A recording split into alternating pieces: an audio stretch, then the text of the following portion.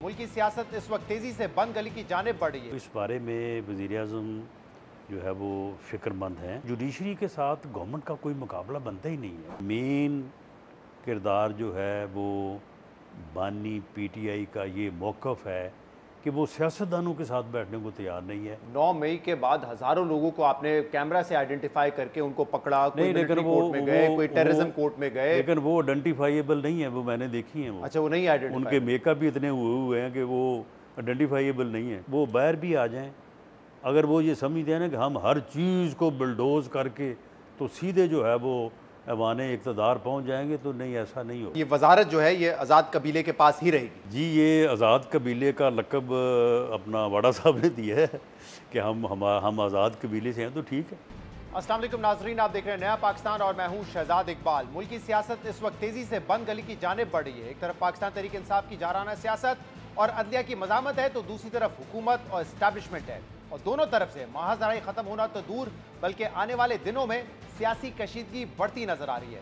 रऊफ हसन पर हमले, पार्टी दफ्तर सील होने और बानी पीटीआई की रिहाई का देरीना मुतालबा पूरा ना होने के बाद पाकिस्तान तहरीक इंसाफ की इस्टेब्लिशमेंट के खिलाफ बयानबाजी और इल्जामात में शिद्दत आ गई है। पाकिस्तान तहरीक इंसाफ रहनुमा बहुत जल्द हुकूमत मुखालिफ तहरीक शुरू करने का ऐलान भी कर रहे हैं। और दूसरी तरफ हुकूमत ने भी पाकिस्तान तहरीक इंसाफ क़यादत को मजीद केसेस में उलझाने की ठान ली है। इस हवाले से पंजाब हुकूमत की तर्जमान अज़मा बुखारी ने कल बताया कि पंजाब काबीना ने इदारों के खिलाफ झूठा और नफरत पर मबनी बयानिया बनाने पर बानी पाकिस्तान तहरीक इंसाफ समेत दीगर रहनुमाओं के खिलाफ नए केसेस बनाने की मंजूरी दे दी है। इमरान खान ने बंदा पूछे कि पहले कौन से दूध और शहद की नहरें बहा दी थी इस मुल्क के अंदर, कि अब वो हुकूमत में नहीं आया तो वो खुदा न खास्ता बार बार 1971 की एग्जाम्पल देते हैं। उनकी पूरी पार्टी इतने शौक से 1971 का जिक्र करते हैं जैसे 1971 में बहुत को बड़ा कारनामा सर अंजाम हुआ था। 1971 में पाकिस्तान के 2 टुकड़े हुए थे भाई, और इनको शेख मुजीब बनने का बहुत शौक है। ये कहते हैं मेरे खिलाफ साजिश हो रही है, मेरे खिलाफ इदारे साजिश कर रहे हैं, फिर वो नाम लेते हैं। अब तो ये नया तरीका वारदात ये है कि नाम लेते हैं, नाम लेके कहते हैं कि मुझे फलाने ने जो है वो ये मुझे मारने की कोशिश की, मेरे वो लंदन प्लान बना, लंदन प्लान में फलाना था। मेरा ख्याल इनको अपना लंदन प्लान याद आता है। तो एक मुनज़्ज़म प्रोपेगेंडा है जिसको शुरू जेल से किया जाता है, फिर एक प्रोपेगेंडे के तहत पूरे मुल्क में फैलाया जाता है। 196 CRPC है, वो बड़ी क्लियर है इस हवाले से कि अगर आपने इसके ऊपर कोई एक्शन लेना हो तो कैबिनेट जो है उसकी मंजूरी जो है वो दी जाती है। इसके ऊपर एक कंप्लेंट जो है वो फाइल करने का फैसला हुआ है। अब ताजुब की बात यह है कि अज़मा बुखारी इस बात पर भी सवाल उठा रही है कि पाकिस्तान तहरीक इंसाफ के रहनुमा बार बार 1971 का हवाला क्यों देते हैं, जबकि वोट को इज्जत दो की तहरीक के दौरान नवाज शरीफ समेत दीगर नून लीगी रहनुमा भी खुद बार बार 1971 का हवाला देते रहे। इस हवाले से आज रोजनामा डॉन में शाया खबर में जराये के हवाले से कहा गया है कि पंजाब हुकूमत ने इमरान खान के खिलाफ 1971 का हवाला देने पर SSP रैंक के अफसर को मुकदमा दर्ज करने की हिदायत कर दी है। सियासी मामला किस तरफ जा रहे हैं, इदारों के दरमियान जारी तनाव में क्या कोई बेहतरी की उम्मीद है, इस पर हम बात करेंगे। उसके लिए हमें ज्वाइन किया है वजीर आजम के मुशीर सनाउल्लाह ने। राना साहब, बहुत बहुत शुक्रिया वक्त देने के लिए। 2 हफ्ते पहले हमारे प्रोग्राम में आपने ये बात कही थी कि इस वक्त जो एग्जीक्यूटिव और जुडिशरी के दरमियान महाजराई है उस पर वजीर आजम साहब ये गौर कर रहे हैं कि वो एडवाइस करें सदर पाकिस्तान को कि वो किरदार अदा करें ताकि जो टेम्परेचर इस वक्त बढ़ चुका है उसमें कुछ हद तक कमी आ सके, लेकिन उसके बाद से कोई पेशरफ्त हुई नहीं है गालिबन। आप बताइएगा क्या अपडेट है इस हवाले से? देखें, इस बारे में पेशरफ्त आपकी ऑब्ज़र्वेशन दुरुस्त है, लेकिन ये होनी चाहिए। उसकी वजह ये है कि एक तरफ जुडिशल साइड पे जो है वो एक दिन गुफ्तगू हो, अदालतों को जो है वो जजेस को नहीं उनके फ़ैसलों को बोलना चाहिए, जिस तरह से एक कहा जाता है। तो एक दिन वहाँ पे तकारीर हो, दूसरे दिन पार्लियामेंट में हो, तो उससे जो माहौल बनता है वो किसी तौर पे भी जो है वो नामुनासिब है और ना डिज़ायरेबल है। तो इस बारे में वज़ीर-ए-आज़म जो है वो फ़िक्रमंद हैं और इस सिलसिले में हमारी ये कोशिश है कि इसमें ना सिर्फ पेशरफ्त होनी चाहिए बल्कि जुडिशरी के साथ गवर्नमेंट का कोई मुकाबला बनता ही नहीं है। हम क्यों मुकाबला करें उनके साथ? वो बड़े मुअज़्ज़ज़ मोहतरम जजेस हैं, उनका भी एहतराम होना चाहिए, उनके फ़ैसलों का भी एहतराम होना चाहिए। अब इस बारे में जो सूरत हाल है, अब अगर 6 जजेस ने ख़त लिखा है तो हुकूमत तो उनके ख़त में ना रुकावट है, ना उस ख़त के ऊपर जो सुप्रीम कोर्ट ने नोटिस लिया है उसकी राह में हायल है, और जो भी सुप्रीम कोर्ट इस बारे में फ़ैसला करेगा तो जो एग्जेक्टिव साइड के ज़ुम्मे होगा उसको इम्प्लीमेंट करेंगे। 2 हफ्ते पहले आपने कहा कि सदर पाकिस्तान वज़ीर आज़म की एडवाइस पे कोई रोल प्ले कर सकते हैं, वो बड़ी खबर बनी थी क्योंकि लोगों को उम्मीद थी कि शायद इससे टेम्परेचर नीचे आएगा। लेकिन क्या वज़ीर आज़म की अदम दिलचस्पी की वजह यह है कि वो समझ रहे हैं कि इस वक्त जो हो रहा है वो ठीक है, मुतमईन से, या उनके इख्तियार में नहीं है कि वो इस तरह का डायलॉग इनिशिएट करें? नहीं, इस बारे में अदलिया से मुतल्लक जो भी मामलात हैं उनके बारे में मेरी पार्टी लीडरशिप, वज़ीर आज़म, वो बिल्कुल कोई अदम दिलचस्पी वाली बात नहीं है। वो पूरी तरह से इस बारे में जो है वो कंसर्न है। लेकिन इसमें ये है कि ये मामला जो भी होगा, जैसे भी होगा, शायद जब तक कंक्लूड ना हो, या अगर कंक्लूड भी हो तो शायद उसका जो है वो इतना जिक्र जो है वो मीडिया में या डायलॉग का पब्लिकली ना किया जाए। अच्छा, डायलॉग का सिलसिला जब तक आप कह रहे हैं कंक्लूड ना हो तब तक मीडिया में नहीं होगा। मेरा ख्याल है कि शायद कंक्लूड होने के बाद भी उन चीज़ों को पब्लिक करना कोई इतना मुनासिब मतलब आप कह रहे हैं कि जो कुछ हो वो पसे पर्दा हो, ये चीज़ें सामने आके मुज़ाकरात नहीं होते इस किस्म के? ये मेरी और मेरा ख्याल है कि सोच यही है। सर, झगड़ा इस वक्त बानी पीटीआई इमरान खान की रिहाई के हवाले से है, क्योंकि एक तरफ शायद ये नज़र आ रहा है कि अदलिया में जो फैसले आ रहे हैं, और ख़ुद आप कह चुके हैं कि जिस तरीके से फैसला हुआ, केस की मेरिट पर नहीं, आप कहते हैं जिस तेज़ी से हुआ तो शायद ये फैसले खड़े नहीं रह पाएंगे अदालत में। तो क्या ये फटा है झगड़ा है इस वक्त के एक तरफ से उनको लग रहा है कि ये बेल के बाद इनकी शायद रिहाई हो जाए, दूसरी साइड ये चाहती है कि नहीं, रिहाई किसी सूरत में नहीं होनी, इस वजह से आमना सामने? ऐसी कोई बात नहीं है। यानी जो अदालत का इख्तियार है उस बारे में अदालत जो फ़ैसला करे उस फैसले का इससे पहले भी एहतराम किया गया है, अब भी जो है वो किया जाएगा। लेकिन मामला ये है कि ये बात तो जो इस वक्त की सूरत हाल वो शुरू वहाँ से हुई है ना, कि जो वो 6 मुअज़्ज़ज़ जज साहबान ने लेटर लिखा है उसमें माजी का जिक्र है, उसमें मुस्तकबिल की बात नहीं है, उसमें आज की बात नहीं है, गुज़रे कल की बात है। आने वाले कल को किस तरह से सेव किया जाएगा, मैं समझता हूँ कि ये ख़त का लिखा जाना और उनका ये स्टांस लेना, मेरा ख्याल है कि ये काफ़ी है इस मकसद के लिए कि आगे कोई लाहामल ऐसा बन जाए कि कोई अदारा भी जो है वो किसी को वो जो है वो दूसरे अदारे के हदूद में मुदाखलत ना करे। इससे पहले अदलिया भी तो दूसरे अदारों या एग्जेक्टिव के दायरा कार में बड़ी लंबी चौड़ी मुदाखलत करती रही है, ये भी सबके सामने है। राज साहब, इस वक्त जिस तरीके से मामला चल रहे हैं, जो इस वक्त एक महाजराई की कैफियत है, वायबल है आपके ख्याल में? इसी तरह चल सकती है सिचुएशन? देखें, इस तरह से चलनी नहीं चाहिए। चल सकने को तो देखें, हम ये सूरत हाल जो है वो साल से बर्दाश्त करते ही आ रहे हैं, लेकिन नुकसान ही होता है, उसका नुकसान तो हुआ है, तो ये चलनी नहीं चाहिए। बाकी इसमें ये है कि इस वक्त जो सूरत हाल ये चल रही है उसमें मेन किरदार जो है वो बानी पीटीआई का ये मौक़िफ़ है कि वो सियासतदानों के साथ बैठने को तैयार नहीं है, सियासतदानों के साथ मिलने को तैयार नहीं है, सियासतदानों सियासी जमातों के साथ बात करने को तैयार नहीं है। अगर वो तैयार होते तो ये मामला जो है 2017-18 में भी इसका कोई हल निकल सकता था, अब भी निकल सकता है। लेकिन अब निकल सकता है हल? आप लोगों के पास इतना इख्तियार है इस वक्त जिस किस्म की लड़ाई हमें नज़र आ रही है? क्योंकि अब तो बाकायदा पाकिस्तान तहरीक इंसाफ के ऑफिशियल पेजेस से जो फौजी क़यादत है उनकी लीडरशिप की तस्वीर लगा के उन पर तनकीद हो रही है। SIFC को कहा जा रहा है कि उसका हिसाब दें, वो नाकाम हो गया, उस पर माफ़ी मांगे। तो आप लोगों के हाथ में वाकई है अभी भी सियासतदानों के दरमियान के पास के इख्तियारात कि वो बातचीत करें?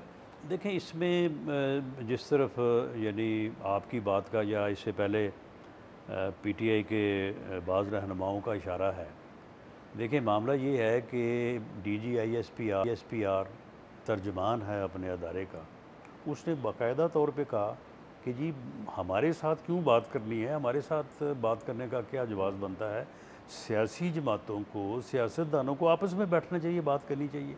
तो फिर उनकी तरफ से तो कोई रुकावट नहीं है। इजाज़त मिल जाएगी आप लोगों को बात? नहीं, इजाज़त क्या, मैं कहता हूँ कि वो तो खुद कह रहे हैं कि बात करें। DGISPR का ये बड़ा वाज़ेह बयान है, लेकिन उन्होंने खुद कहा कि जी करें बात। हाँ, उन्होंने कहा कि एस्टैब्लिशमेंट का क्या ताल्लुक है मुज़ाकरात से? इस वक्त मामलात बंद गली में है, कोई आपको वे आउट नहीं नज़र आ रहा फिलहाल? नहीं, बंद गली में तो ये मामला जो है 2014 से है। 2014 से जब से इमरान खान साहब को इम्पोर्टेंस मिली है और वो एज पॉलिटिशियन इमर्ज हुए हैं। मालूम हुआ है कि जी उनकी एक सीट से ज़्यादा सीटें हैं और उनकी एक पार्लिमानी कुव्वत है, उनके पास मैंडेट है। उस वक्त से वो इस बात के ऊपर हैं कि मैं किसी को नहीं छोड़ूंगा, मैं किसी से बात नहीं करूंगा, मैं किसी के पास नहीं बैठूंगा। और मैंने आगे भी इससे पहले भी कि 2 वाक़या तो ऐसे हुए जब उनकी गवर्नमेंट थी, वो प्राइम मिनिस्टर थे, हम उनके इंतज़ार में बैठे रहे। 1.5 घंटा उन्होंने आने से आगे अस्सलाम वालेकुम कहने से इनकार कर दिया। राना साहब, मैं समझता हूँ कि मामलात उस वक्त भी उस हद तक बंद गली में नहीं गए थे क्योंकि आप लोगों के ऊपर सख्तियां थी। आज सख्तियों का लेवल और बढ़ चुका है। उस वक्त आप लोगों के बयानात में उतनी शिद्दत नहीं थी जितनी आज शिद्दत है। इस वक्त तो कहा जा रहा है कि ये कोई सिविलियन सुप्रीमेसी या इदारों की सिर्फ लड़ाई नहीं है, ये लोगों के पर्सनल इश्यूज भी अब इसमें इन्वॉल्व हो चुके हैं, जो कि जिसको रिजॉल्व करना ज़्यादा मुश्किल होता है। इसलिए मुझे लग रहा है कि मामला ज़्यादा बंद गली में। देखें, बानी पीटीआई जो है ना, इस तरह से अपना भी नुकसान कर रहे हैं, अपनी पार्टी का कर रहे हैं, अपने लोगों का कर रहे हैं और इस मुल्क को भी जो है वो मुश्किलात का शिकार कर रहे हैं। वो ये चाहते हैं कि पार्लियामेंट के ज़रिए से इनकलाब आ जाए। कभी दुनिया में पार्लियामेंट के ज़रिए से इनकलाब आया है? कभी टॉक शोज़ में बातें करने से जो है वो इनकलाब बपा हुआ है? अगर उन्होंने इनकलाब लाना है तो फिर छोड़ें सारी चीज़ों को, पार्लियामेंट से बाहर जाएं, टॉक शोज़ को छोड़ें, तो फिर करें जदोजहद को। 20 साल 25 साल बाद फिर अगर कामयाब होंगे तो हो जाएंगे। उस वक्त तक पता नहीं कौन होगा कौन नहीं होगा, इतना टाइम ना उनके पास है ना हमारे पास है। तो ये टॉक शोज़ में बातें करने से और प्रेस कॉन्फ्रेंस करने से दुनिया में कभी इनकलाब नहीं आया। आपका सियासी तज्जिया क्या कहता है? ये तो जमहूरी तरीका है। जमहूरी तरीके में बैठ के बात करें। आपका सियासी तज्जिया क्या कहता है? कौन सा फरीक, अगर हम मामला डेडलॉक की तरफ है, बंद गली में, तो कौन सा सियासी फरीक उस वक्त फंस चुका है? क्योंकि आप कह रहे हैं तहरीक इंसाफ का नुकसान है। By the way, Tehreek Insaf feel करती है कि ये जो कियोस है हमें सूट करता है और किसी भी ऑपोजिशन को सूट करता है, हुकूमत को सूट नहीं करता। फंसा कौन सा फरीक है? जुडिशरी, एस्टैब्लिशमेंट, हुकूमत या तहरीक इंसाफ? नहीं, देखिए, इसमें जो है वो जब एक सूरत हाल इस किस्म की होती है तो फिर सारे करीब ही होते हैं। इतना ज़्यादा फिर कोई अपने तौर पे समझता है कि जी मुखालफ फंसा हुआ है तो मैं जो है वो नहीं फंसा हुआ।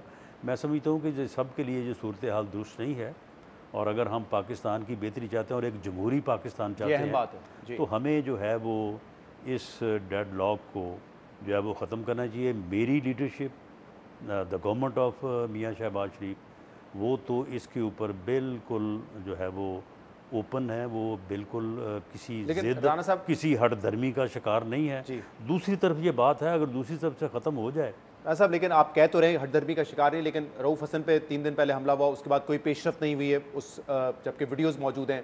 2 दिन पहले आपने उनका नहीं, उसके ऊपर क्या पेशरफ करें?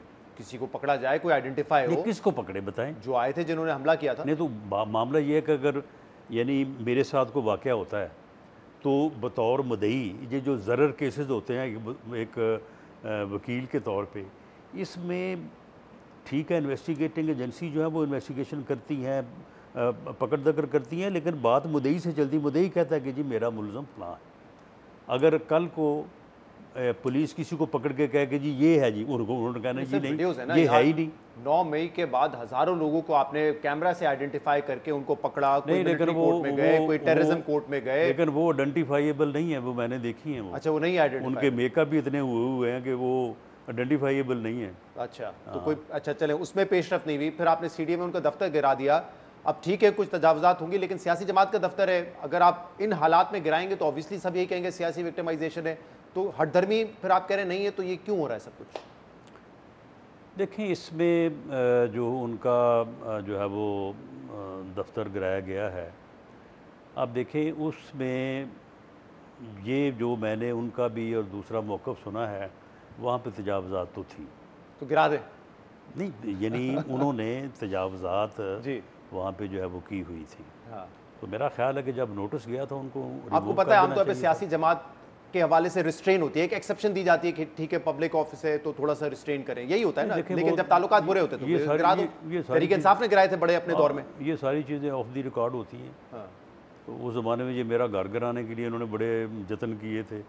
तो वो उसका फिर यही तरीका होता है। देखें कि आप अदालत में जाएँ, स्टे लें, कोई और जो है वो करें, या फिर ये है कि जो जो आप समझते हैं कि ये, आप देखें ना, वो इस बात को ये तो कहते हैं कि जी हमें नोटिस नहीं दिया गया, ये नहीं हुआ, वो नहीं हुआ, लेकिन मेरा ख्याल है कि उनकी बात से ये साबित होता है कि तजावुज़ात तो थी। तो गिराना अमल ठीक था हुकूमत की तरफ से? देखें जी, अगर कोई नजायज़ तजावुज़ात हैं तो उनको तो गिराना चाहिए, गिराया जाना चाहिए। अगर किसी और जगह पे नहीं गिराया गया तो निशानदेही करें, उसको भी गिराया जाना चाहिए। तो आपने भी मीर साहब के शो पे कहा कि अब सुलह हो जानी चाहिए, कि मामला जो है वो ख्वाजा सराओं के हमले तक पहुंच गए। मुस्तफ़ा कमाल साहब ने भी कल परसों कहा है कि नवाज शरीफ और इमरान खान साहब को एक तो इनिशिएट करना चाहिए, मुलाकात करें, मामला हल करें और इस्टेब्लिशमेंट को भी वे आउट दें। मतलब कोई इस तरह की उम्मीद है या सिर्फ हम टीवी में बैठ के बातें कर रहे हैं और टाइम कंज्यूम कर रहे हैं और होना कुछ नहीं है? देखें, बात ये है कि हमें तो उनसे इस बात का खदशा है कि जब कभी भी बात हुई है ना, कि हमने अगर बरह रास्त कह दिया कि जी ठीक है आए, वहाँ से रिस्पॉन्स नहीं आते, वो आगे से रिस्पॉन्स क्या, आगे से गालियाँ देते हैं। वो तो इस वक्त तो साफ उनका ये कहना है कि जिन पार्टीज के पास हमारा मैंडेट है उनसे बात नहीं करेंगे। नहीं, देखें तो इनके पास हमारा मैंडेट नहीं था, चले इसके ऊपर बात कर लें। तो फिर हमने इनको on the floor of the house, मियाँ शहबाज शरीफ द देन अपोजिशन लीडर, उन्होंने on the floor of the house, ये खुद तशरीफ़ फरमा थे इमरान खान साहब, उन्होंने कहा जी खान साहब हमारे साथ बड़ी ज़्यादती हुई है, हमारा मैंडेट चुराया गया है, लेकिन अब आप एक सिस्टम के तहत, एक तरीक़ाकार के तहत वज़ीर-ए-आज़म बन गए हैं, हम आपके साथ बैठने को तैयार हैं, हम आपके साथ बैठ के बात करने को तैयार हैं इस मुल्क की बेहतरी के लिए। बिलावल भुट्टो ज़रदारी ने कहा जी कदम बढ़ाओ, हम तुम्हारे साथ हैं। आगे से इन्होंने जो कहा वो आपके इल्म में जी, कोई उस वक्त मुज़ाकरात नहीं हो सके थे। राना साहब ब्रेक शामिल करेंगे, इसके बाद मैं आपसे पूछूंगा इमरान खान के रिहाई के क्या इम्कान है, इस हवाले से आज आपने एक बयान भी दिया है। एक ब्रेक शामिल करते हैं, उसके बाद हम मजीद बात करेंगे। राना सनाउल्लाह हमारे साथ मौजूद रहेंगे, स्टे विद अस।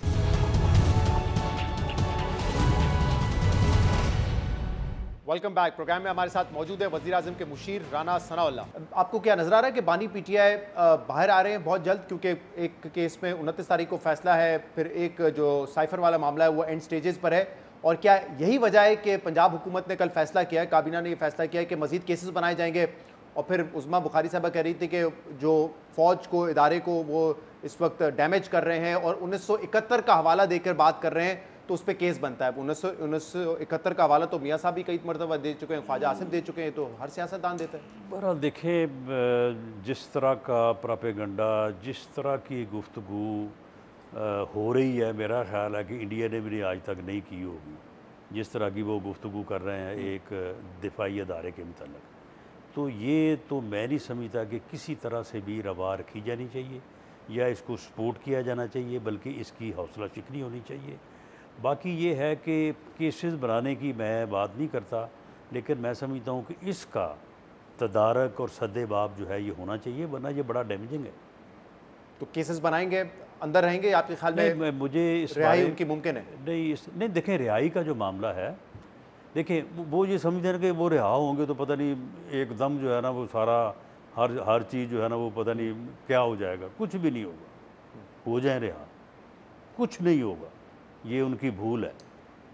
ये कुछ नहीं होगा, ऐसा मतलब कि हुकूमत में नहीं आ जाएंगे? यानी वो देखें, इस वक्त एक सियासी कारकुन के तौर पे मेरा एनालिसिस ये है कि वो गुफ्तगू इसलिए नहीं कर रहे हैं कि अगर हम गुफ्तगू करेंगे तो जो हमने बात उठाई हुई है ना इसमें कोई फ़र्क आ जाएगा। मैं कहता हूँ कि वो बाहर भी आ जाएं, अगर वो ये समझते हैं ना कि हम हर चीज़ को बुलडोज़ करके तो सीधे जो है वो ऐवाने इक़्तिदार पहुँच जाएंगे, तो नहीं, ऐसा नहीं होगा। अच्छा, कुछ असूल आप लोगों ने ऑपोजिशन में बनाए थे, शायद आप इत्तेफाक ना करें, लेकिन वोट को इज्जत दो का था, आपने ख़त्म कर दिया। बाय एंड लार्ज लोगों का यही ओपिनियन है। अदलिया के खिलाफ आपने महाज खोला हुआ है, मीडिया के खिलाफ भी आप कहते थे आज़ादी बिल्कुल नहीं, अदलिया के ख़िलाफ़ बिल्कुल हमने महाज नहीं खोला। वो बात सिर्फ ये होती है कि जो वहाँ पे रिमार्क्स होते हैं, देखिए रिमार्क कोई फैसला तो नहीं है ना, तो जजेस के पास तो इख्तियार है, वो फैसले करें। अगर जजेस ने तकारीर करनी है तो फिर हमने पार्लियामेंट में क्या अपने फेवर में आ रहे होते हैं ना, तो हर सियासतदान को रिमार्क्स भी बड़े अच्छे लगते हैं। गलत है, फिर भी गलत है। लेकिन अगर जजेस ने वहाँ पे रिमार्क्स की सूरत में तकारीर करनी है तो फिर हमने पार्लियामेंट में क्या करना है? आपके लिए मीडिया भी गलत हो गया। उस वक्त इमरान खान पीका को अमेंड कर रहे थे, आप लोग तकारीर करते थे कि देखें मीडिया का गला घोट रहा है। अब आप डेफेमेशन लॉ लेकर आ रहे हैं, आप पैमरा के जरिए कवरेज बंद करवा रहे हैं। आप तो कहते थे आज़ादी होनी चाहिए, इमरान खान जो है वो फाशिस्ट है, वो मीडिया की ज़बान बंद कर रहा है। बिल्कुल कोई कवरेज नहीं बंद हो रही और कोई ऐसा ला नहीं आ रहा कि जिसमें आप लोगों की बात करने पे कोई पाबंदी हो, बल्कि मैं समझता हूँ कि आप लोगों की ज़्यादा ज़रूरत है। आपके प्रोग्राम का, आपके एनालिसिस का, आपकी राय का क्या क्या वज़न रह जाता है जब एक आदमी उठता है, ना वो जर्नल सहाफ़ी है, ना उसका जर्नलिज्म से कोई तल्लक है, ना उसकी कोई तालीम है, वो अपना वीलॉग जो है वो शुरू करता है और वहाँ पे बातें वो ऐसी करता है, वो आपके मतलब हो, मेरे मतलब हो, ऐसी बात करेगा कि हर बंदा जो है ना वो देख के एकदम कहेगा ये क्या है। तो मामला ये कि ऐसे लोगों के ऊपर कदगन होनी चाहिए, ऐसे लोगों को रोका नहीं जाना चाहिए। कहते तो ये कि ये कवानीन उन लोगों के खिलाफ बने, फिर अप्लाई सब पर होते हैं। जिस तरह के ये कानून है वो तो ऐसा लग रहा है सब पे अप्लाई होगा, फिर यहाँ तो तमाम सहाफ़ियों को अदालत की कवरेज से रोक दिया गया। नहीं, देखें बात ये है कि अदालत की, चलें अगर अदालत की कवरेज होनी है, रिमार्क्स जो है उनके रेड अलर्ट चलने हैं, तो फिर अदलिया से ये रिक्वेस्ट की जाए कि फिर उनके रिमार्क्स के मुकाबले में जब दूसरी तरफ से रिमार्क्स आएँ तो फिर वो कंटेम्प्ट ऑफ कोर्ट ना करें, कंटेम्प्ट ऑफ कोर्ट फिर फैसलों की करें। अब देखना फिर अब ये होता है कि वहाँ पे एक रिमार्क्स की शक्ल में स्पीच होती है, उसके जवाब में जब प्रेस कॉन्फ्रेंस या स्पीच होती है जो का नोटिस आ जाता है। तो ये सारी चीज़ें जो हैं ये हल तलब हैं, इसके ऊपर बात होनी चाहिए और गवर्नमेंट जो है वो इसके ऊपर तैयार है। एक आखिरी सवाल, क्या दोबारा वज़ीर दाखिला बनने जा रहे हैं आप? नहीं, बिल्कुल नहीं। मोहसिन नकवी साहब को मुबारक हो और वो अच्छा काम कर रहे हैं, बल्कि अलबत्ता ये है कि अगर उन्हें मेरी मदद की ज़रूरत हो तो मैं वो करने को तैयार हूँ, लेकिन वो अच्छा काम कर रहे हैं। उन्हें खबरें तो ये चल रही हैं और हमारे तरीके से करना चाहिए। साफ़ी हमारे दोस्त आसिफ बशीर चौधरी साहब, उनकी खबर अक्सर बड़ी दुरुस्ती साबित होती है, ज़्यादातर आसिफ बशीर चौधरी साहब की। उन्होंने कहा था कि बन रहे हैं, नहीं, कोई ऐसी बात नहीं है। नहीं, बिल्कुल नहीं। तो मोहसिन नकवी साहब ठीक काम कर रहे हैं आपके ख्याल में? जी, मेरे ख्याल में ठीक काम कर रहे हैं और वज़ीर-ए-आज़म साहब का मुकम्मल एतमाद उन्हें हासिल है। बाकी कोई कमी पेशी होगी तो हम उनकी मदद के लिए। कमी पेशी कहाँ से होगी? आप तो कहते हैं बल्कि वो चाहे तो वज़ीर आज़म भी बन सकते हैं। देखें ना, मामला ये है कि वो जहाँ पे हैं, मैं वहाँ की बात कर रहा हूँ कि अगर उनको देखें, कैबिनेट जो है वो एक टीम है जी, तो टीम मेंबर के तौर पे हम उनके साथ। तो ये वजारत जो है ये आज़ाद कबीले के पास ही रहेगी? जी, ये आज़ाद कबीले का लक़ब अपना वाड़ा साहब ने दिया है कि हम आज़ाद कबीले से हैं, तो ठीक है। सही, बहुत बहुत शुक्रिया राना साहब, बहुत बहुत शुक्रिया। प्रोग्राम में एक ब्रेक शामिल करते हैं, इसके बाद हम मज़ीद बात करेंगे, हमारे साथ रहिएगा। Welcome back. मुल्क में गैर मुल्की सरमायाकारी लाने और वन विंडो ऑपरेशन यकीनी बनाने के लिए SIFC का क़याम अमल में लाया गया था, मगर अब जब SIFC के क़याम को 1 साल मुकम्मल होने वाला है और पिछले 1 साल में गैर मुल्की सरमायाकारी 50 साल में कम तरीन सतह पर होने के आदाद शुमार सामने आए हैं, तो ऐसे में SIFC की अफादियत पर सवाल उठाते हुए पाकिस्तान तहरीक इंसाफ ने हुकूमत और इदारों पर तनकीद शुरू कर दी है और इसे खोदा पहाड़ और निकला चूहा करार दिया जा रहा है। मगर पाकिस्तान तहरीक इंसाफ समेत बाज़ हलकों की इस तनकीद पर वज़ीर आज़म शहबाज शरीफ ने SIFC का खुलकर दिफा किया है।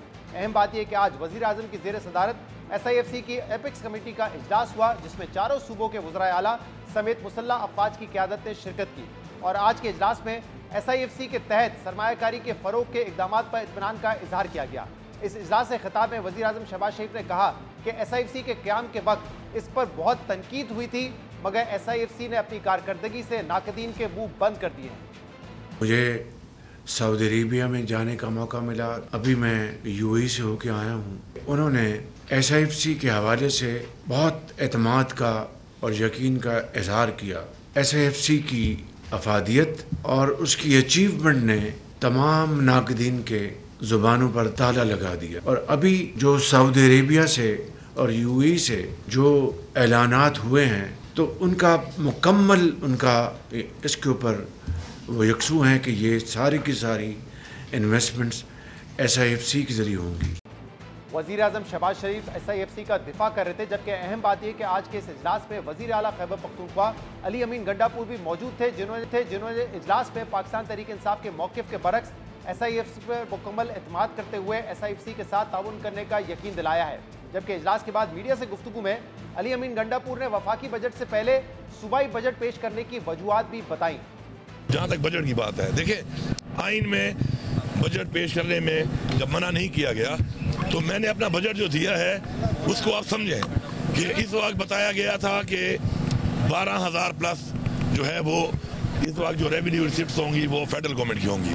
मैंने 11 के हिसाब से रखा, 11,000 के हिसाब से, और ये तो 12.9 के हिसाब से आ रहा है, तो मुझे मजीद भी उसमें रिलीफ मिलेगा मेरे बजट में।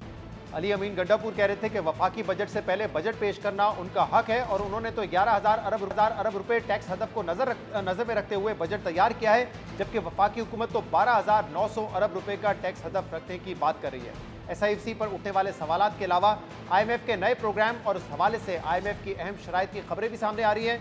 इन तमाम इशूज़ पर बात करेंगे, जिसके लिए हमें ज्वाइन किया है साबिक वजीर खजाना डॉक्टर मिफ्ता इस्माइल ने।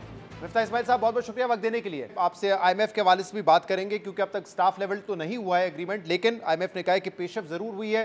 क्या पॉसिबल कंडीशंस हो सकती हैं जो पाकिस्तान को माननी पड़ेंगी, लेकिन इससे पहले SIFC के हवाले से बात करेंगे, क्योंकि आपने देखा होगा पिछले कुछ दिनों से पाकिस्तान तहरीक इंसाफ मुसलसल SIFC पे तनकीद कर रही है कि 1 साल हो गया लेकिन $1 इन्वेस्टमेंट नहीं आई है, और पाकिस्तान का जो इन्वेस्टमेंट टू GDP रेशो है वो 50 साल कम तरीन सतह पे चला गया है। लेकिन आज जो SIFC का इजलास था, उसके बाद वज़ीर आज़म शहबाज शरीफ साहब ने कहा है कि मेरी मुलाकात सऊदी अरब में, UAE में दीगर लोगों से हुई और उन्होंने भी इत्मीनान का इजहार किया है, और जो कामयाबी हैं SIFC की उसने नाक़िदीन का मुंह बंद कर दिया है। अब ज़रा रियलिस्टिकली बताइएगा कि SIFC को कैसे देखें 1 साल बाद, और क्या एक्सपेक्टेशन होनी चाहिए, क्योंकि वज़ीर आज़म इसको अभी भी पेश कर रहे हैं कि ये गेम चेंजर होगा पाकिस्तान के लिए।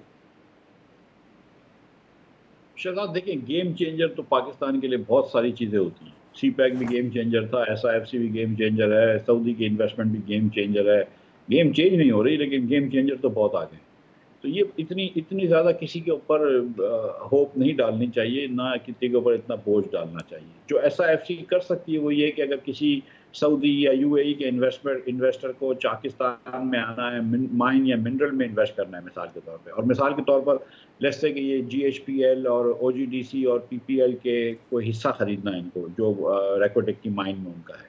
अगर आप उनकी मैनेजमेंट को कहेंगे, वो कभी भी कोई डील नहीं करेंगे कतरियों से या UAE से, सिंपली बिकॉज कि उनको यकीन है कि अगर वो डील करेंगे तो अगली हुकूमत में वो जेल में जाएंगे। तो SIFC अगर बीच में आ जाती है तो SIFC के ऊपर NAP के कानून लागू नहीं होते, तो वो कम से कम एक डील करा सकती है। इसी तरह अगर आपको लैंड पाकिस्तान में ख़रीदनी है तो एक वक्त निकल जाता है, एक मुद्दत निकल जाती है, आपको NOCs नहीं मिलती, आपको कब्जे नहीं मिलते, आपको बहुत सारे मसाइल होते हैं। तो SIFC ये सब चीज़ों की हल निकाल सकती है, और ये हल निकालती है। जो SIFC नहीं कर सकती वो स्टेट बैंक को डॉलर नहीं दे सकती। तो अगर स्टेट बैंक ऑफ पाकिस्तान मिसाल के तौर पर इस वक्त चाइनीज़ कंपनियों को उनके डॉलर्स नहीं दे रही है, जो कि वो मुनाफे कमा चुके हैं, या किसी एयरलाइन को अपनी टिकट के डॉलर जो है वो पूरे नहीं दे रही, 2-4 महीने से ताख़ीर से दे रही है, या कंपनीज़ के डिविडेंड्स जो हैं वो 4-6 महीने के ताख़ीर से दे रही है, तो SIFC के थ्रू या विदाउट SIFC जो भी इन्वेस्टर पाकिस्तान आना चाह रहा है वो इस वक्त ये तो देखेगा ना कि यार पाकिस्तान के पास कितने डॉलर हैं कि मैं अगर मुनाफा कमाऊँगा तो वो डॉलर मुझे दे देंगे। और जो एग्जिस्टिंग मुनाफा कमाने वाले पाकिस्तान में सरमायाकार हैं बैरूनी, क्या उनको डॉलर मिल रहे हैं? जब उनको डॉलर नहीं मिल रहे तो कोई नया आदमी भी आने से पहले सोचेगा। और पाकिस्तान में काश किसने इन्वेस्ट किया है आज तक 20 साल में कि पाकिस्तान से $1 का भी, $1 की भी बरामद की गई हो कोई इन्वेस्टमेंट से? वो तो नहीं हुआ। वो जो पाकिस्तानियों को बेचना होता है तो वो आते हैं, चाहे वो मोबाइल फ़ोन हो या गाड़ियाँ हो या मोबाइल फ़ोन सर्विसेज हों। तो SIFC के थ्रू भी जो इन्वेस्टमेंट आएगी वो अल्लाह करे आ जाए, लेकिन हमको पहले अपनी फिस्कल सिचुएशन ठीक करनी होगी, इससे पहले कि हम ये तवक्को करें कि SIFC बहुत ज़्यादा इन्वेस्टमेंट ला सके। अब तक अगर 1 साल में कोई इन्वेस्टमेंट नहीं आई है SIFC के थ्रू, तो हम इसको कैसे कंक्लूड करेंगे? क्या 1 साल बहुत कम है? क्योंकि पहले तो ये कहा गया था कि $100 बिलियन आएंगे, वज़ीर आज़म साहब ने कहा 4-5 साल में $40-50 बिलियन आएंगे, फिर कहा कि 1 साल में $5 बिलियन आएंगे, मुख्तलिफ सेमिनार प्रेस कॉन्फ्रेंसेस भी हुई इस हवाले से। अब तक क्यों नहीं आए पैसे? क्या किस तरह कंक्लूड करेंगे आप? 1 साल में अगर 5 बिलियन है तो 4-5 साल में भी 20 बिलियन बनते हैं, ठीक है, फर्स्ट ऑफ ऑल।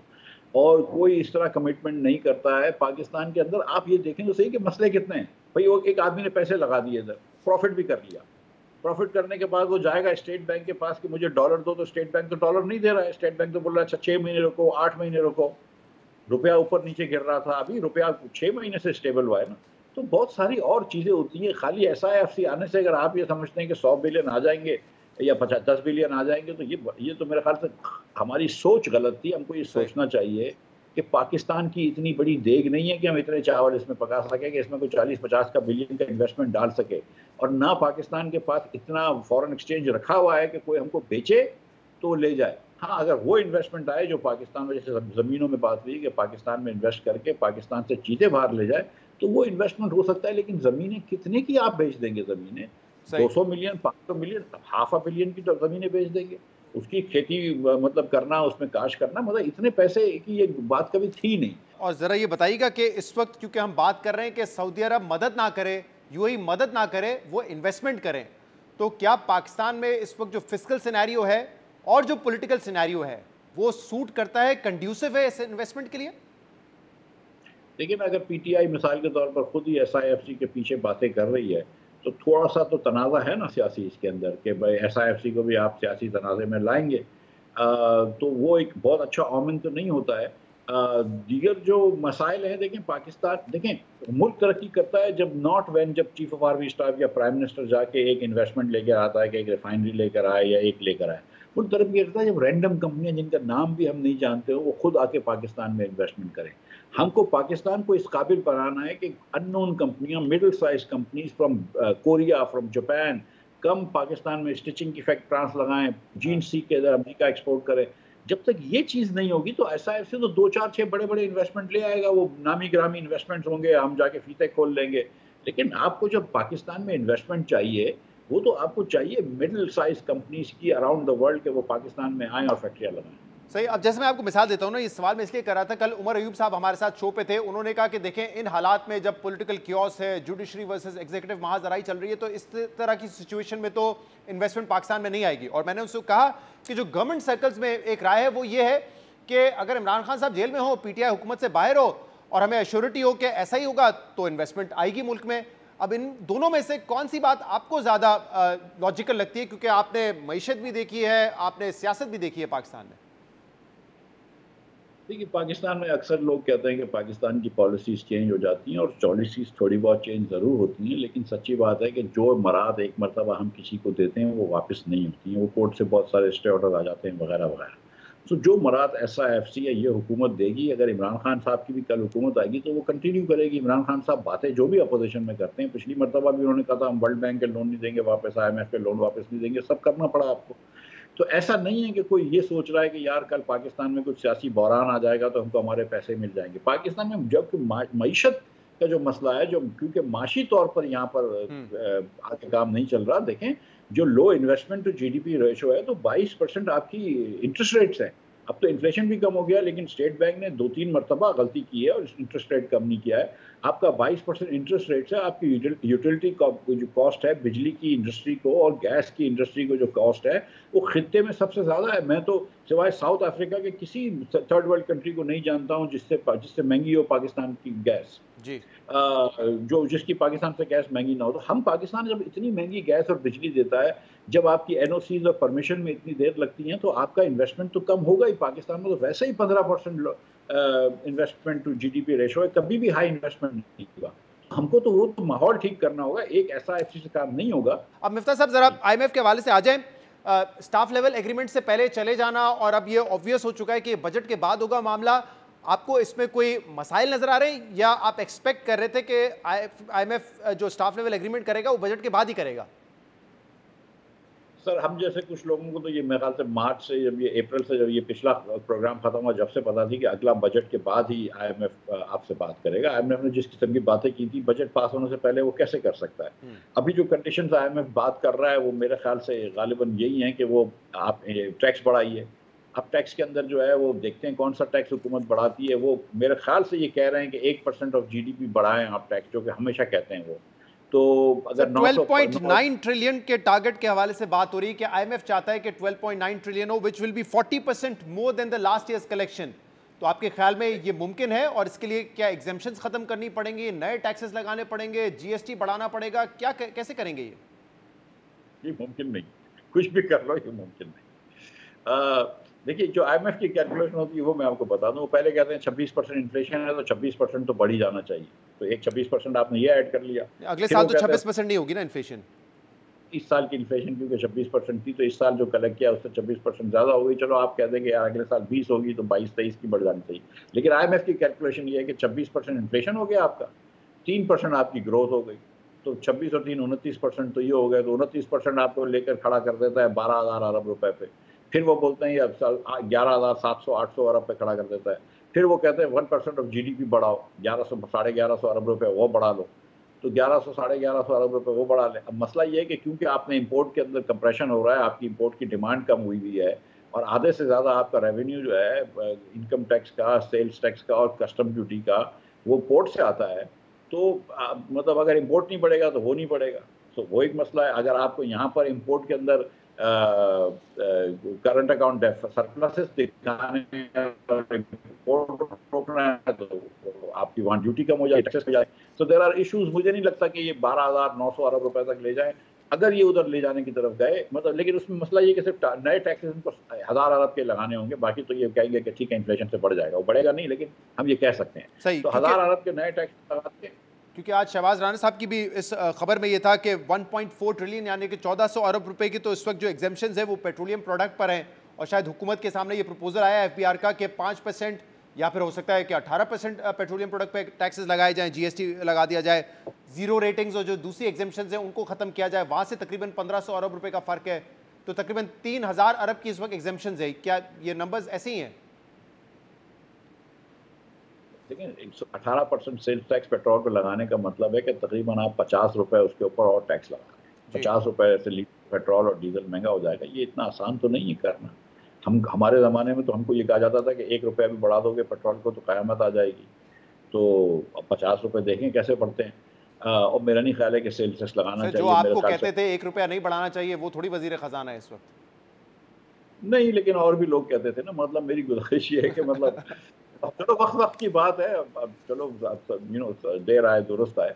गुजारिश ये है कि इसके अंदर इतना सा तो नहीं करेंगे और करना भी नहीं चाहिए, और ना सेल्स टैक्स लगाना चाहिए। मैंने तो ये पाकिस्तान में सिर्फ ये लेवी का रिवाज मैं नहीं कहा था कि लेवी लगाऊंगा, मैं सेल्स टैक्स लगाऊंगा ही नहीं। तो इस पर और थोड़ी सी लेवी लगा दें, अगर 10 रुपए की 15 रुपए की, अगर क्योंकि दुनिया में पेट्रोल कम हो रहा है, डॉलर भी स्टेबल है, तो 10-15 रुपए की लेवी की इजाज़त कर सकते हैं ये। देखें, एक लिमिट हो गई है कि जितना आप गरीबों के ऊपर टैक्स लगा सकते थे लगा लिए। जब तक कि आप NFC अवार्ड को एड्रेस नहीं करेंगे, जब तक कि आप ये बेसिक काम नहीं करेंगे, ये बाकी जो है ना, ये सीरियसली इससे कुछ भी नहीं होने का है। पाकिस्तान उसी नैच पे रहेगा। आप महंगाई कम नहीं कर सकेंगे जब तक कि खसारा कम नहीं करेंगे, और आप इतना टैक्स नहीं ले सकते लोगों से। आप फिर 40% टैक्स बढ़ाने की बात कर रहे हैं, तो लोगों की ऑलरेडी कमर टूटी हुई है। 9 करोड़ लोग खतरे गुर्बत के नीचे हैं। 1 करोड़ एक्सपेक्टेड है। अगर आपने थोड़े से ज़्यादा टैक्स लगा दिए तो 1 करोड़ से ज़्यादा लोग। लेकिन मिफ्ता साहब, अब से कुछ देर पहले मरीम नवाज साहबा का ये बयान आया था कि जो आदादो शुमार इस वक्त आ रहे हैं मईशत के हवाले से, वो बेहतरी की तरफ जा रहे हैं और अच्छे दिन आ रहे हैं। तो आपको लग रहा है कि बजट के बाद IMF हो जाएगा, अच्छे दिन आ रहे हैं? फिर मेरी अल्लाह के हुजूर दुआ है कि अच्छे दिन आ जाएं और पाकिस्तान जो है वो बेहतर हो जाए। लेकिन मैं ये समझता हूँ कि अगर आप बजट का खसारा कम नहीं करेंगे, अगर आप NFC अवार्ड को रिपीट नहीं करेंगे, अगर आप पाकिस्तान जो है वो अपने थोड़ा सा टैक्स टू GDP रेशो अच्छा नहीं करेगा, अगर आप साहिब सरवत लोगों को प्रॉपर्टी पे टैक्स नहीं लगाएंगे, थोड़ा सा एग्रीकल्चर के टैक्स को बेहतर नहीं करेंगे, तो पाकिस्तान जो है उसकी माशी तरक्की इतनी तेज़ी से नहीं हो सकती। लेकिन साहब, ये सब तो हमें पता है, लेकिन क्या आपको लग रहा है ये होने जा रहा है? क्या इस हुकूमत के पास इतना पॉलिटिकल कैपिटल है, इतनी साख है इनकी कि ये कर सकें? दूसरी तरफ हम देख रहे हैं कि प्रेशर तो आवाम पर आएगा रिफॉर्म्स का इनिशियली, लेकिन पाकिस्तान तहरीक इंसाफ वहाँ अपोजिशन भी कर रही है। इस वक्त अदलिया के हवाले से भी आप देख रहे हैं जो महाजर आई है। तो क्या आपको ये होता हुआ नजर आ रहा है या सिर्फ फायर फाइटिंग होगी और उसी तरह मामला को आगे बढ़ाएंगे? ये पाकिस्तान की हुकूमत है, जब बड़े भरपूर मैंडेट से आती हैं तब भी काम नहीं कर पाती हैं। तो ये तो इतना भरपूर मैंडेट इनका पास नहीं है, तो मुझे नहीं लगता कि ये रिफॉर्म्स करने में इंटरेस्टेड हैं। आप देखेंगे ये जो दुकानदारों का भी था, पहले IMF की ख्वाहिश थी और मेरे ख्याल से वज़ारत ख़ज़ाना की भी ख्वाहिश थी कि ये अप्रैल से शुरू हो जाए, तो फिर नहीं करने दिया। और फिर उसके बाद ये ताजिर दोस्त स्कीम के लिए चलो वॉलंटरी लोग आ जाएँ। 17,000 दुकानें आई हैं पूरे पाकिस्तान में वॉलंटरीली। अब ये जाके इन्फोर्स करेंगे। कितना ये हुकूमत के अंदर रिफॉर्म की ज़ील है, कितना इस हुकूमत के अंदर बहादुरी है, ये देखनी होगी। लेकिन अब तक तो ये लग रहा है कि ये हुकूमत जो है ये अपने साए से भी डर रही है। बहुत बहुत शुक्रिया मिफ्ता इस्माइल साहब, साबिक हमारे साथ मौजूद थे। नाज़रीन, आज के प्रोग्राम में इतना ही। शो से इजाज़त दीजिए। अल्लाह हाफ़िज़।